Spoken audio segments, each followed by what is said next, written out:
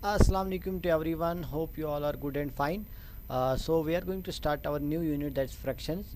चलिए start करते हैं. So okay, first of all, what is the fraction? हमने यहाँ पे लिखा है fraction means part of a whole. यानी कि अगर हमारे पास कोई भी चीज़ है, कोई भी पिज़्ज़ा है, कुछ बिस्किट है, तो हमने उसके तीन इक्वल हिस्से किए, तीन पार्ट्स किए, एक हिस्सा हमने यहाँ पे एक बॉक्स लिया है और तीन इक्वल पार्ट्स किए, इसके एक को शेड किया है. तो क्वेश्चन है what will be the fraction for shaded portion. तो शेडेड पोर्शन के लिए हमारे पास जो फ्रैक्शन आएगा that will be this will be the our shaded part. Okay, so shaded portion के लिए जो हमारा फ्रैक्शन आएगा दैट विल बी 1/3, यानी कि 1 शेड है out of 3 parts, total parts. तो यहाँ पे हमने लिखा है 1 का मतलब है शेडेड पार्ट और the parts that we have that we are discussing, and total parts means the 3. Here अगर हम फ्रैक्शन के रिप्रेजेंटेशन की बात करें, हाँ यहाँ पे और एक ख़ास पॉइंट है कि जो पार्ट्स होने चाहिए वो इक्वल होने ज़रूरी है कि पार्ट्स इक्वल होने चाहिए. यहाँ पे रिप्रेजेंटेशन ऑफ ए फ्रैक्शन है हमारे पास. अगर हम इसकी बात करेंगे, representation of a fraction means let's say that a by b is a fraction. Here a means numerator. a का मतलब है numerator और numerator का मतलब होता है shaded parts और parts that we have, and b means denominator. denominator means total number of parts. hope कि आप सबको ये चीज़ समझ में आई हुई होगी. चलिए आते हैं दूसरे पेज पे. हमारे यहाँ पे हमने लिखा है इक्विवेलेंट फ्रैक्शन. तो इक्विवेलेंट फ्रैक्शन के लिए मैं आपको ऐसे एग्जांपल समझाता हूँ इक्विवेलेंट फ्रैक्शन की. अगर मेरे पास ये एक बॉक्स था और मैंने ना इस बॉक्स के बराबर 2 इक्वल पार्ट्स कर दिए. अब out of these 2 equal parts I am shading this one. Okay, I will shade this one. here it is. Now if I will say what will be the fraction. Fraction will be 1 out of 2 for the shaded portion, or unshaded will be the same here. तो shaded portion का fraction ये 1/2 निकला. अब अगर मैं ऐसे करूं, इस पार्ट के और 2 इक्वल पार्ट्स करूं मैं ऐसे यहाँ पे बीच में, और इस पार्ट के भी मैं 2 इक्वल पार्ट्स करूं.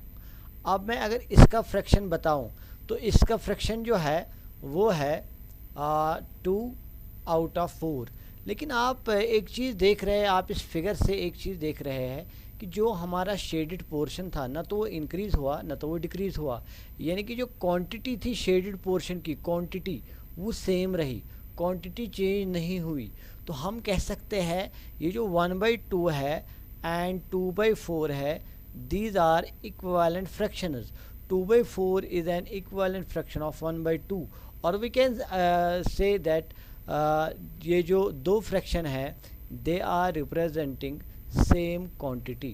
So fractions that represent same quantity they are called as equivalent fractions. तो ये तो मैंने पिक्चर में पिक्टोरियली आपको दिखाया कि पिक्टोरियली कैसे हम निकाल सकते हैं इक्विवेलेंट फ्रैक्शंस. इसके बाद अगर हम इस इक्विवेलेंट फ्रैक्शन में बात करेंगे इसी 1/2 की, और मुझे इस 1/2 के बहुत सारे इक्विवेलेंट फ्रैक्शंस निकालने हैं. So I will start with 2. I will multiply the numerator and the denominator by 2.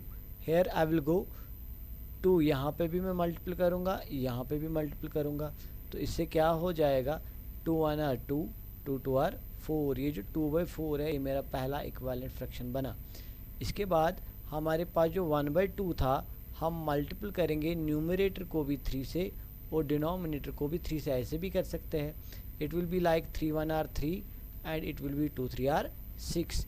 इसके बाद अगर हम बात करेंगे 1/2 की और हम इसको फिर से पहले वाले से मल्टीपल करेंगे जैसे हमने पहले किया था.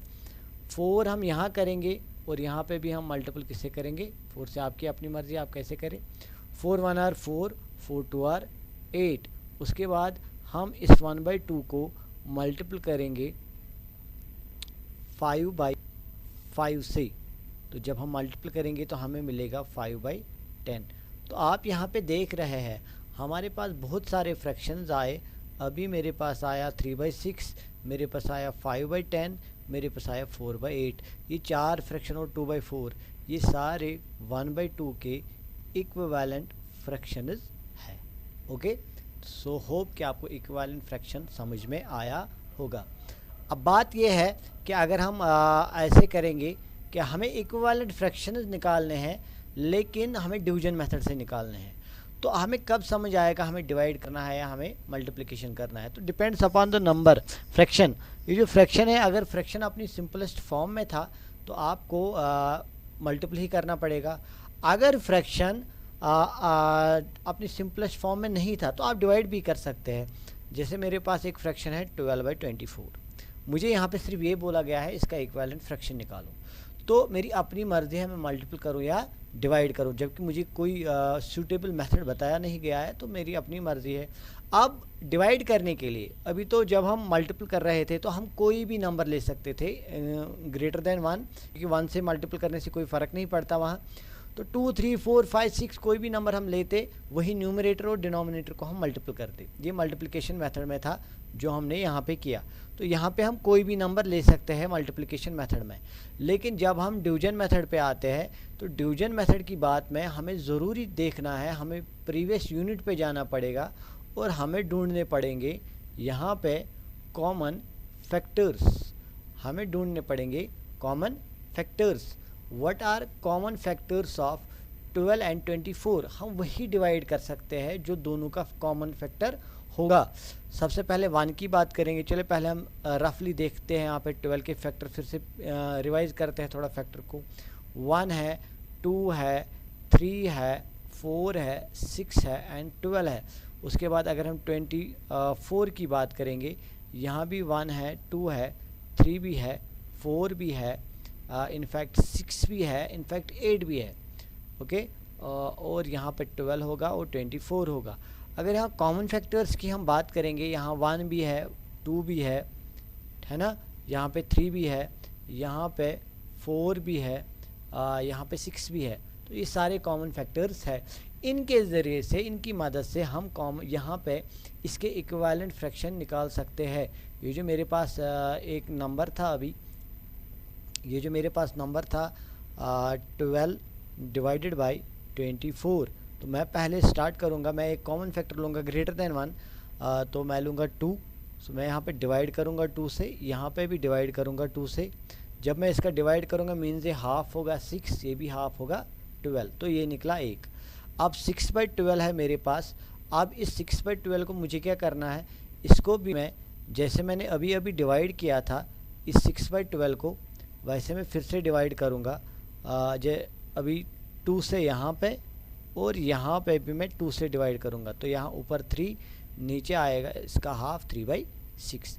अब जब मैं 3 और 6 की बात करता हूँ तो 2 दोनों का कॉमन फैक्टर नहीं है, लेकिन हाँ 3 दोनों का कॉमन फैक्टर है। तो मैं यहाँ पे ऐसे कर सकता हूँ, जो मेरा 3/6 है इसको मैं ऐसे काम कर सकता हूँ, यहाँ पे मैं डिवाइड करूँगा 2 से, यहाँ पे भी मैं डिवाइड करूँगा, सॉरी यहाँ पे मैं डिवाइड करूँगा 3 से, और यहाँ पे भी मैं डिवाइड करूँगा 3 से। जब मैं ऊपर डिवाइड 3 से करूँगा तो 1 आएगा, नीचे डिवाइड 3 से करूँगा तो 2 आएगा। इस तरह से हमारे सारे इक्विवेलेंट फ्रैक्शंस सामने आए। तो ये एक तरीका है, चाहे मल्टीप्लिकेशन करो चाहे डिवीजन करो, इक्विवेलेंट फ्रैक्शन निकालने का। ठीक है, चले आगे बढ़ते हैं। इसके बाद हमने कुछ फ्रैक्शंस यहाँ पे मैं लिखूँगा, आप उन फ्रैक्शंस को देखिए। 6/7 और 7/6, पहले हम इनके दरमियान देखते हैं क्या डिफरेंस है। हमें पता है 6 जो ऊपर है, ये जो स्लीपिंग लाइन हॉरिजेंटल लाइन है, इस हॉरिजेंटल लाइन के ऊपर जो नंबर है उसको हम कहते हैं न्यूमरेटर। ये है न्यूमरेटर यहाँ पे, और ये है डिनोमिनेटर यहाँ पे। अब यहाँ पे ये न्यूमरेटर है और ये डिनोमिनेटर है। अब अगर हम बात करेंगे, यहाँ पे देखेंगे कि हमें यहाँ पे न्यूमरेटर और डिनोमिनेटर की बात करेंगे तो हमें यहाँ पे 6 आता है न्यूमरेटर पहले फ्रैक्शन में और 7 आता है डिनोमिनेटर पहले फ्रैक्शन में, है ना। लेकिन आप देखिए यहाँ पे चेंज है, यहाँ पे 7 न्यूमरेटर आ रहा है और 6 आ रहा है यहाँ पे डिनोमिनेटर। फ़र्क क्या है इन दो फ्रैक्शंस में? क्या इतना ही फ़र्क है? फ़र्क ये है, यहाँ पे जो पहली जो हमारा पहला फ्रैक्शन था, जो हमारा पहला फ्रैक्शन, यहाँ से मैं इसको एरो करता हूँ ऐसे, उसमें 6 था लेस देन 7, और यहाँ पे दूसरे फ्रैक्शन की बात करेंगे 7 इज़ ग्रेटर देन 6, लेकिन जो 6 है उसको तो यहाँ पे वो तो न्यूमरेटर था, यहाँ तो ये डिनोमिनेटर था, यहाँ 7 न्यूमरेटर था और यहाँ डिनोमिनेटर था। तो मुझे यहाँ पे कुछ दो तरह के फ्रैक्शन मिल रहे हैं, जहाँ पे एक में numerator is less than denominator and numerator is greater than denominator. जहाँ पे लेस है, numerator less than denominator, this is called proper fraction, this is called proper fraction, this is called proper fraction. And this one अगर हम बात करेंगे, just give me a minute, मैं थोड़ा सा इसको मैं लिख सकता हूँ ताकि आपको कोई कन्फ्यूजन ना हो जाए फिर इसका प्रॉपर और इम्प्रॉपर में, जो कि ऑलरेडी आपको बहुत है, जिनका कन्फ्यूजन ऑलरेडी आपको है। अब अगर मैंने ऐसे लिख दिए तो डेफिनेटली आप लोग पता नहीं क्या फिर बोलोगे। सो 6/7 की बात हो रही थी, यहाँ पे हम देख रहे हैं numerator is less than denominator, को हम कहते हैं कौन सा फ्रैक्शन, ये है पास प्रॉपर फ्रैक्शन। अगर हम यहाँ पे बात करेंगे 7/6 की, तो यहाँ न्यूमरेटर ग्रेटर है डिनोमिनेटर, और इसको हम कहते हैं इम्प्रॉपर फ्रैक्शन, इम्प्रॉपर फ्रैक्शन। दो फ्रैक्शंस हमारे पास आ गए, जहाँ पे न्यूमरेटर है less than denominator and numerator है ग्रेटर देन डिनोमिनेटर। तो proper means numerator less than denominator, improper means numerator greater than denominator. और हमारे पास और एक फ्रैक्शन है जो कि कॉम्बिनेशन है, ऐसे मैं एक फ्रैक्शन लिख रहा हूँ और इसको हम पढ़ते हैं 1 होल 2/3, 1 होल 2/3। ये मिक्स कॉम्बिनेशन है। ये कॉम्बिनेशन किसका है? ये होल पार्ट है, whole part and proper fraction, whole part and proper fraction का कॉम्बिनेशन जो मिलता है उसको हम कहते हैं मिक्स्ड फ्रैक्शन। क्या कहते हैं? Mixed fraction. तो होल पार्ट और जो प्रॉपर फ्रैक्शन की कॉम्बिनेशन बनती है उसको हम कहते हैं मिक्स्ड फ्रैक्शन। तो ये तो हो गए 3 टाइप्स ऑफ फ्रैक्शन। इसके बाद हम आते हैं दूसरे पेज पे, और अब हम यहाँ पे देखते हैं अगर हमारे पास कोई, अब हम थोड़ा कन्वर्जन की बात करेंगे, कन्वर्जन की बात करेंगे। यहाँ पे हम कन्वर्जन होगा कि अगर हमारे पास कोई फ्रैक्शन है 12/7, चूँकि ये एक इम्प्रॉपर फ्रैक्शन है, क्या इस इम्प्रॉपर फ्रैक्शन को हम बना सकते हैं कौन सा फ्रैक्शन? Mixed fraction. तरीके दो है, मैं दोनों दिखाऊंगा। पहले मैं पिक्टोरियली दिखाता हूँ, पिक्टोरियली कैसे किया जाएगा ये। देखिए, अगर पिक्टोरियल की बात करेंगे तो मैंने कहा था पहले ही स्टार्टिंग में लेक्चर के कि जो भी हमारा डिनोमिनेटर होता है, डिनोमिनेटर का मतलब होता है number of parts, number of parts के हमने फिगर को कितने पार्ट्स में डिवाइड किया है। तो यहाँ पे डिनोमिनेटर 7 है, तो 7 में कोशिश करूँगा मैं यहाँ पे डिवाइड करने की, बहुत मुश्किल हो रहा है मुझे। 1 2 3 4 5 6 and 7, okay, let's take almost equal है। लेकिन शेड मुझे कितने करने हैं यहाँ पे वो हमें देखना है। शेड तो ये इसकी बात है ना, न्यूमरेटर यहाँ तो 12 शेड करने हैं, इसका मतलब मुझे और कुछ बनाना पड़ेगा यहाँ पे। और मैं यहाँ पे बनाता हूँ और 7 पार्ट्स, पार्ट्स तो वही इक्वल ही होंगे ना, पार्ट्स तो बिल्कुल 7 होंगे यहाँ पे। 7 1 2 3 4 5 6 एंड 7। अब आप देखिए यहाँ पे, चूँकि मुझे शेड जो करना है, शेड मुझे करना है 12 पार्ट्स का, तो मैं इन 7 के 7 का शेड करूँगा यहाँ पे, यानी कि पूरा होल मैं शेड करूँगा। तो मैंने शेड किया इस होल को, हो गए इसकी 7 पार्ट। तो यहाँ पे बात करेंगे 8 9 10 11 एंड 12 की, तो यहाँ तक मेरा शेड होगा। तो जब मैंने इस फ्रैक्शन को पिक्टोरियली रिप्रेजेंट किया, इस इम्प्रॉपर फ्रैक्शन को, उसके बाद अगर मैं देखूं अब, तो ये जो बन रहा है ये एक होल पार्ट है और ये 1 है ना। और इसके बाद यहाँ पे अगर देखा जाए हमारे पास यहाँ पे कितने शेडेड है, 1 2 3 4 5, तो यहाँ पे 5 शेड है आउट ऑफ 7 अगर इसकी बात करेंगे। तो अगर हम इनको कंबाइन करके लिखेंगे तो ये है 1 होल 5/7। देखिए, इस तरह से हम कन्वर्ट कर रहे हैं एक इम्प्रॉपर फ्रैक्शन को मिक्स्ड फ्रैक्शन में। ओके, हमने कन्वर्ट किया इम्प्रॉपर को मिक्सड में। कैसे कन्वर्ट किया? हमने पिक्टोरियली कन्वर्ट किया। उसके बाद हम बात करेंगे कि इस कन्वर्जन में ही अगर मैं दूसरा तरीका यहाँ पे अपनाऊँ। अब अगर मेरे पास मिक्सड फ्रैक्शन ही था, मेरे पास मिक्सड फ्रैक्शन ही है और मुझे उसको कन्वर्ट करना है, जैसे मेरे पास है 2 होल 1/3, इसको मुझे कन्वर्ट करना है इम्प्रॉपर में। It will be always converted into improper, always. तो कैसे करेंगे? देखिए, पहले है 2 होल, लेकिन होल से पहले मुझे ये चीज़ देखनी है, मेरी जो भी फिगर यहाँ पे बनेगी, जो भी फिगर यहाँ होगा, उस फिगर का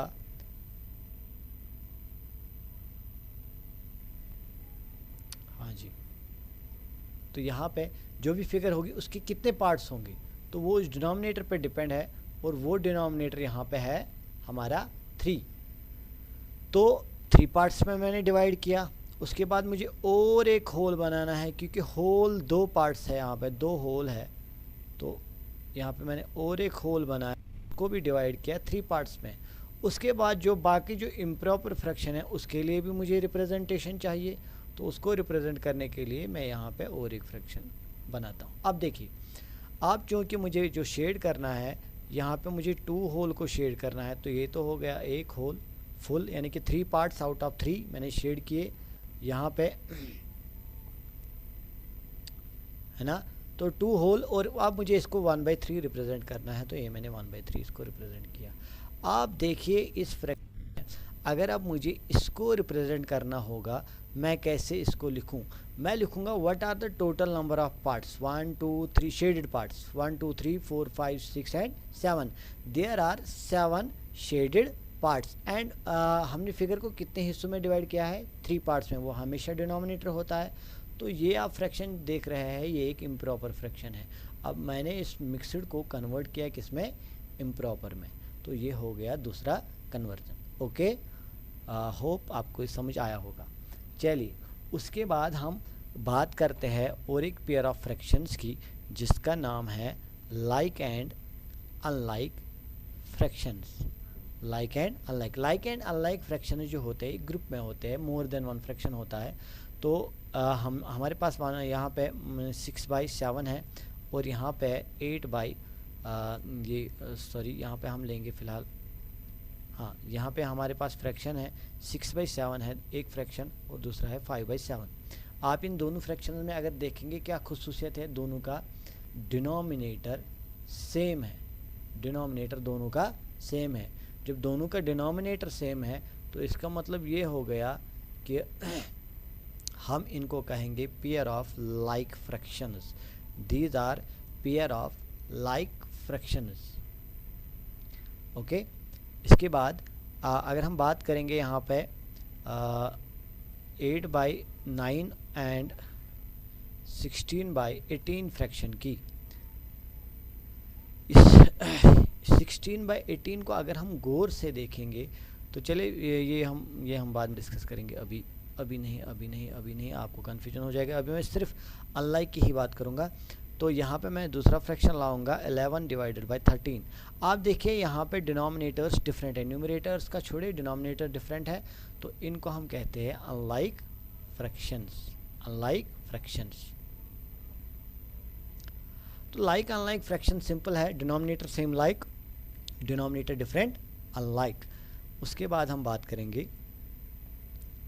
अब इन लाइक अनलाइक को हम ऐड सब्ट्रैक्ट कैसे करते हैं, वो हम बात करेंगे, और ऑर्डर कैसे करते हैं, कंपेयर कैसे करते हैं, ऑर्डरिंग कैसे करते हैं। कंपेयर ऑर्डरिंग में मैंने बताया था आपको, कंपैरिजन, जब दो ही को कंपेयर करना होगा, जब कंपेयर करना होगा तो लेस देन ग्रेटर देन की बात आती है, तो ऑब्वियसली 2 फ्रैक्शन होंगे वहाँ पे।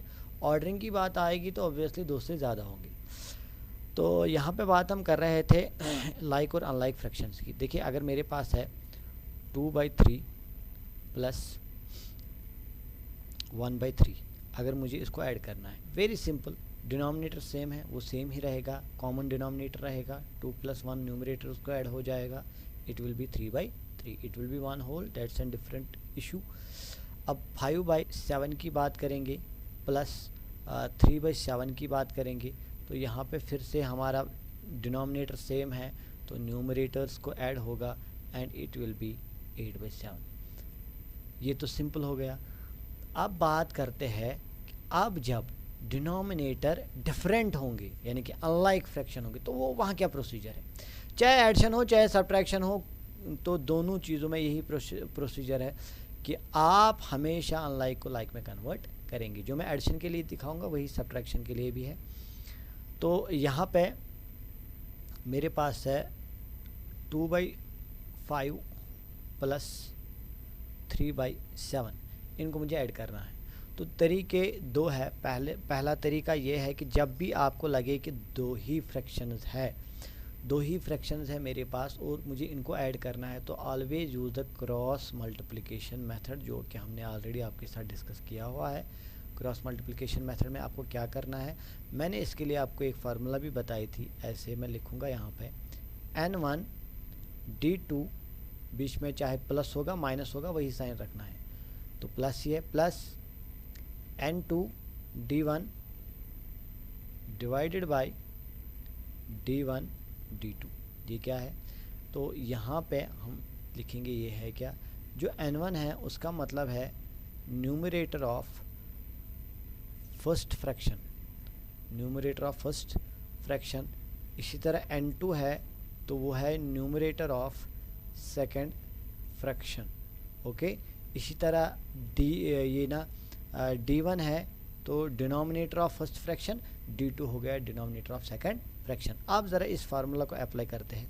n1 कहाँ है, न्यूमरेटर ऑफ फर्स्ट फ्रैक्शन है 2 multiplied by denominator of second 7, so 2 multiplied by 7, यहाँ पे ऐसे 2 × 7 ऐसे, बीच में plus plus n2 numerator of second means 3 into denominator of first means 5, इनको मल्टीप्लाई करना है, divided by d1 into d2 5 × 7। यहाँ पे बात करेंगे 2 7 are 14 plus 5 3 are 15 divided by 7 5 are 35। फिर हम इनको आपस में ऐड करेंगे तो यहाँ पे 9 आएगा, यहाँ पे 2 आएगा और यहाँ पे आएगा 35। इस तरह से हमारा आंसर निकलेगा। ओके, तो ये तो हो गया। इसी तरह सब्ट्रैक्ट भी करना है, सेम टू सेम, सिर्फ बीच में साइन होगा प्लस और लास्ट में भी बीच में माइनस होगा तो लास्ट में भी माइनस साइन यूज़ करना है। इसके बाद अगर हम बात करेंगे ऑर्डरिंग ऑफ अनलाइक फ्रैक्शंस की, लाइक की तो सिंपल ही है, मुझे वो बताने की ज़रूरत नहीं है, तो ऑटोमेटिकली अनलाइक में आ जाएगा। तो ऑर्डरिंग ऑफ अनलाइक को हम क्या करेंगे, पहले इनको लाइक बनाएंगे। ठीक है, अगर मेरे पास है 1/3 है, मेरे पास है 2/5 और मेरे पास है 3/,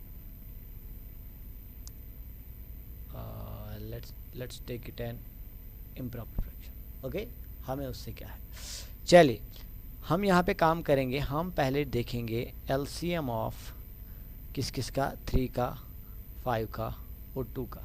जब हम इनको एलसीएम निकालेंगे तो यहाँ पे आप याद रखेंगे, ऐसे आपको एलसीएम निकालना है। ये आपको यहाँ पे नहीं दिखाना है, ये आपको रफ करना है। यहाँ पे 3 5 2, तो 2 से स्टार्ट करेंगे। 3 को नहीं होगा सीधे नीचे आएगा, 5 को नहीं होगा सीधे नीचे आएगा, 2 1 आर 2, उसके बाद 2 से अब किसी को नहीं होगा तो 3 से 3 1 आर 3, फिर 5 फिर 1, उसके बाद हम करेंगे काम 5 से, तो 1 सीधे नीचे 1 आर 1 आर। तो हम यहाँ पे देख रहे हैं 2 × 3 × 5, 2 3 आर 6 5 आर 30 हमारा एलसीएम निकलेगा। तो ये आपको रफ में सारा लिखना है, इसलिए मैं यहाँ पे इरेज ही करूँगा। अब इसको मैं यहाँ पे नहीं रखूँगा, तो इसको आप बाद में देखिएगा। तो जब हम एलसीएम निकालेंगे इनका 30, तो उसके बाद हम यहाँ पे वो लिखेंगे 30। फिर हम क्या देखेंगे, यहाँ पे जो हमारा पहला फ्रैक्शन है 9, हम ऐसे लिखेंगे 9। यही प्रोसेस आपका एग्ज़ाम में भी होना चाहिए। हाँ, 1/3 will be equal to 1/3 multiplied by 3 को क्या करेंगे मल्टीपल, वो बनेगा 30। सो ऑब्वियसली 3 10 आर 30, तो उसी 10 से न्यूमरेटर को भी मल्टीप्लाई करेंगे।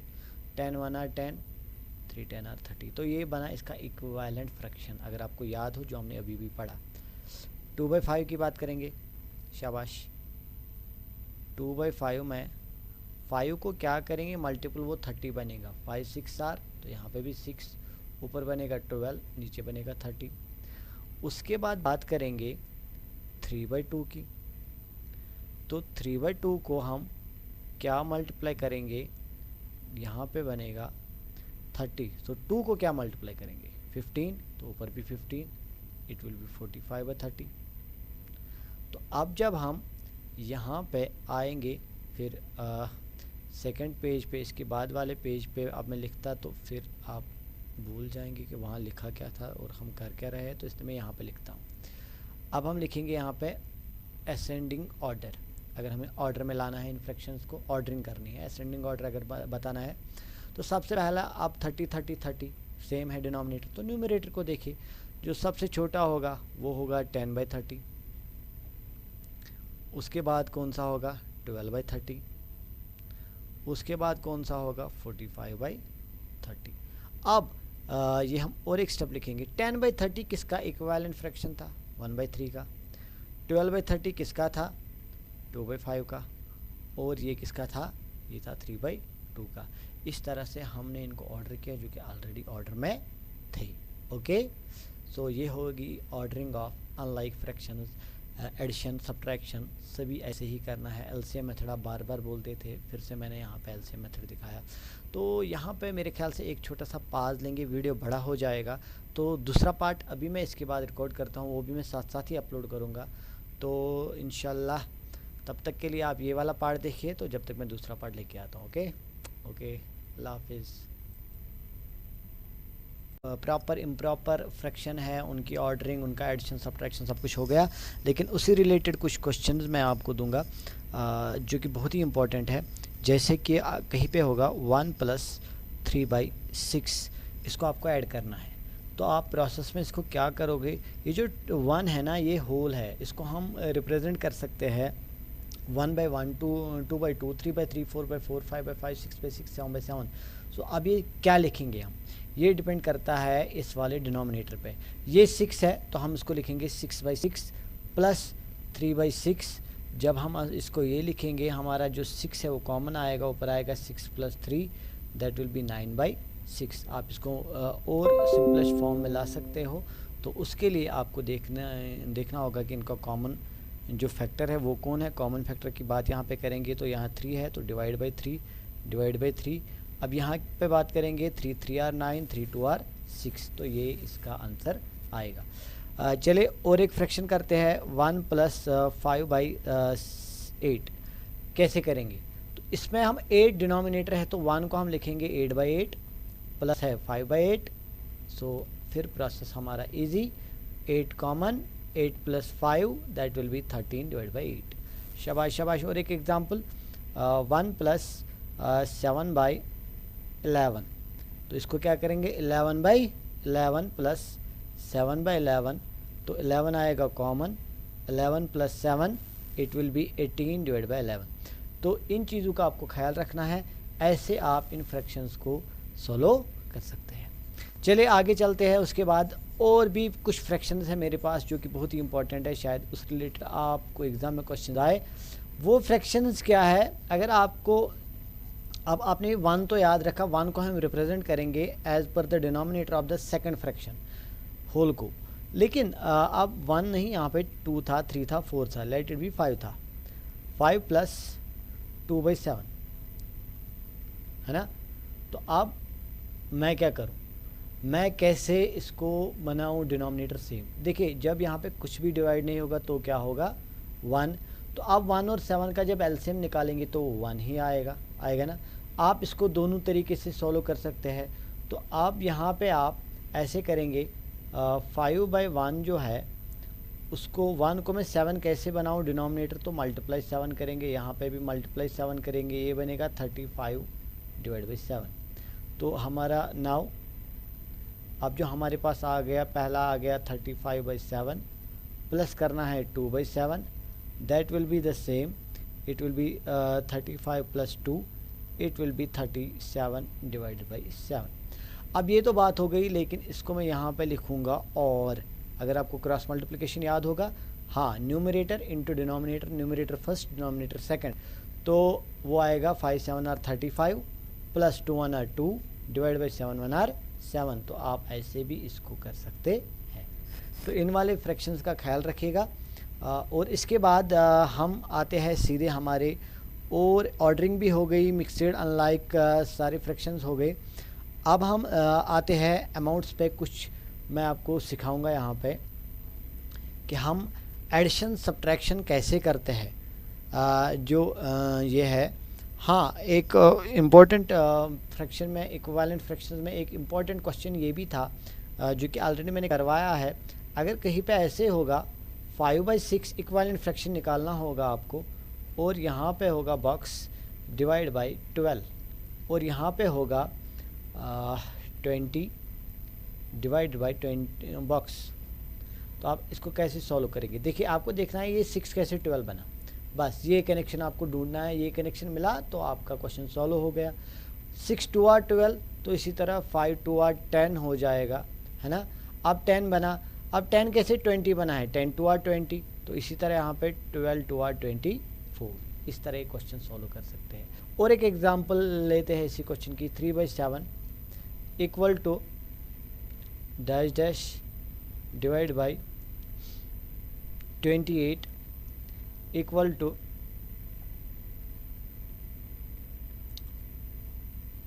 36 डिवाइड बाई डैश डैश। देखिए, कनेक्शन ढूंढिए यहाँ पे 7 और 28 का। 7 को क्या हमने मल्टीप्लाई किया है, वो 28 बना है। 7 4 r, तो इसी तरह हम 4 से यहाँ मल्टीप्लाई करेंगे तो 3 4 r 12। अब 12 कैसे 36 बना, 12 3 r 36। इसी तरह हम यहाँ भी मल्टीप्लाई 3 करेंगे। 8 r 24, 2 कैरी, फिर 3 2 r 6, 6 और 2 हो गए 8, तो ये बनेगा 84। तो इस तरह आप कनेक्शंस ढूंढ सकते हैं और ये क्वेश्चंस कर सकते हैं। तो अब हम थोड़ा सा मनी के बारे में, जो हमारा मनी है, मनी इस चैप्टर का और एक पोर्शन है, उसके बारे में थोड़ा सा मुझे आपको दिखाना है। सिर्फ एडिशन खाली आप ख्याल रखिए कि आपके पास जो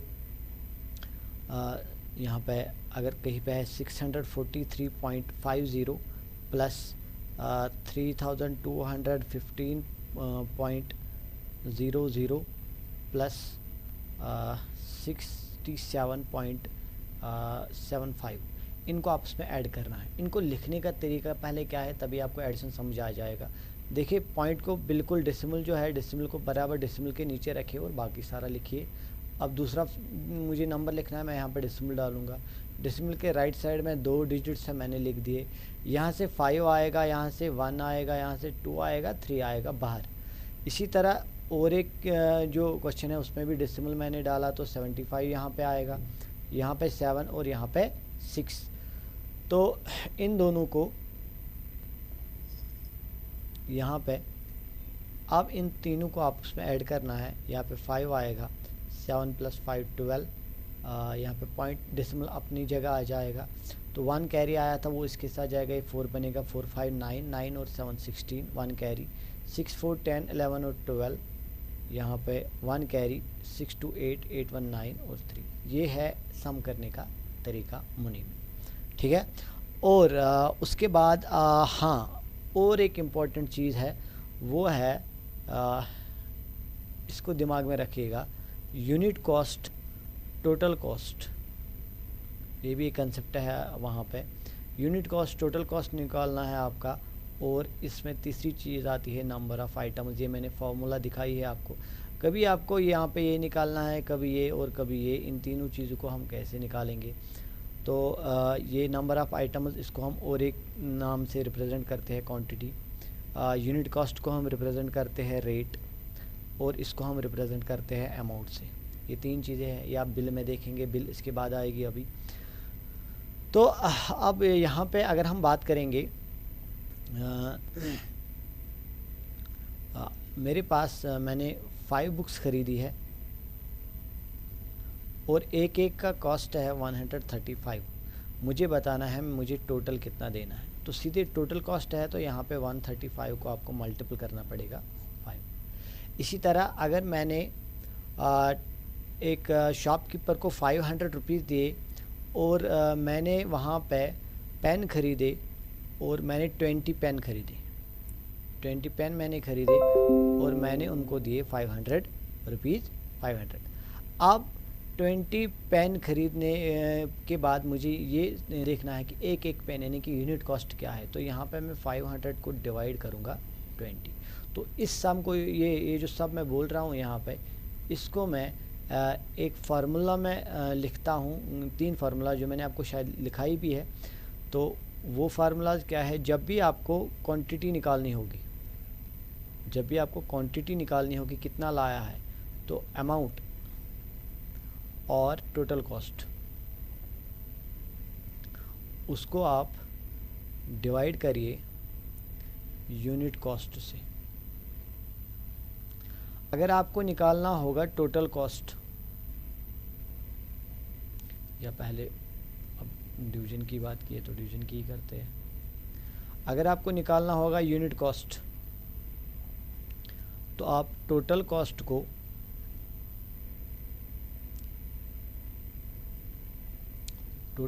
को डिवाइड करेंगे आप किससे, क्वांटिटी से।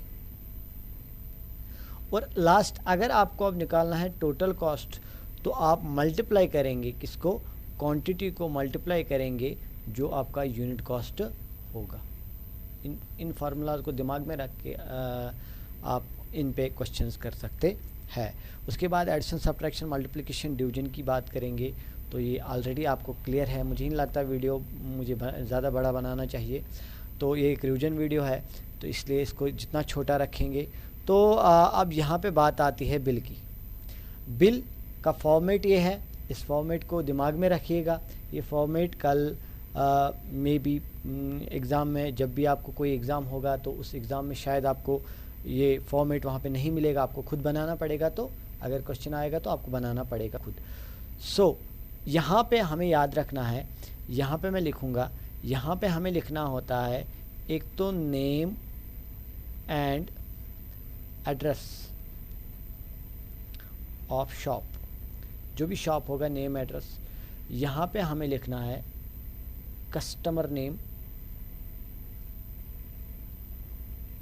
यहाँ पे हमें डालना है डेट, और यहाँ पे हमें लिखना है बिल नंबर। उसके बाद यहाँ पे जब बात करेंगे इस चीज़ की, हाँ ये ऐसे फॉर्मेट बनाना, यहाँ पे सीरियल नंबर 1 2 3, फिर यहाँ पे ऐसे हम करेंगे। ओके, इसके बाद यहाँ पे होगा नेम ऑफ आइटम्स, यहाँ पे क्वांटिटी होगी, लाया कितना है, यहाँ पे रेट होगी। ओके, तो यहाँ पे अमाउंट होगा। तो ये आपको खुद क्रिएट करना है सारा। तो यहाँ पे आपको पहला प्रोडक्ट, उसकी क्वांटिटी, उसकी रेट, और यहाँ पे क्वांटिटी इनटू रेट होगा, वही यहाँ पे आंसर होगा।